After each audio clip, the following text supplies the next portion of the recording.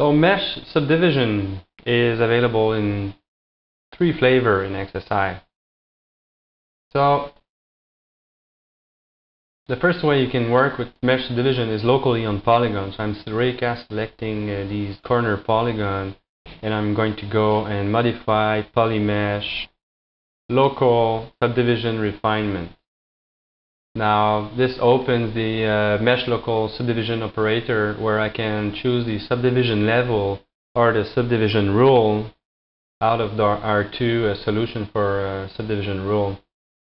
So here I have a result on the selected polygon. Another way to work with mesh subdivision is to use the polymesh subdivision command, and this creates a second object. So again, you have the same subdivision option, and you can see that I have now 2 separate objects. My original low resolution one, which is still influencing my mesh subdivision under it. So I can edit the geometry of my subdivided mesh. So this is one thing that is useful using this method. Now, one thing also available with the mesh subdivision is the crease value. So now I'm setting crease value over a tag vertex, and you can see how this weights the subdivision toward that point. So this option is also available for edge. So I'm going to press the E key and select 2 edges, then choose set edge crease, and you can see now that I can adjust this tension over the edges.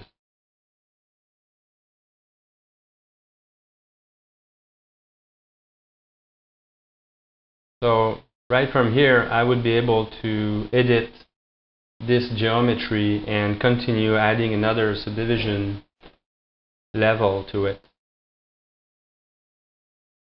What is great now is that I can use this simple low-res geometry and start animating this low-resolution geometry, and thus keeping a high interactive rate.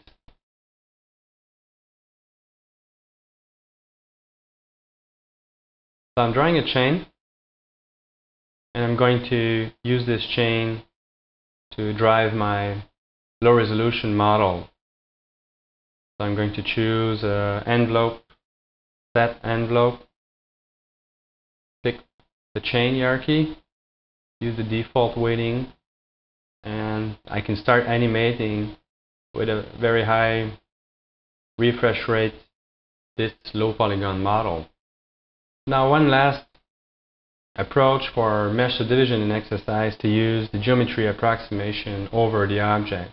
So using that last method, you're not creating a second object. So you just have to select the object and get the geometry approximation of that object. By default, the geometry approximation is using the scene geometry approximation. So you can just go click property geometry approximation to create a local one. If you click on the polygon mesh tab, then you have the subdivision level. This is great for propagating texture from your low to your high resolution subdivided model.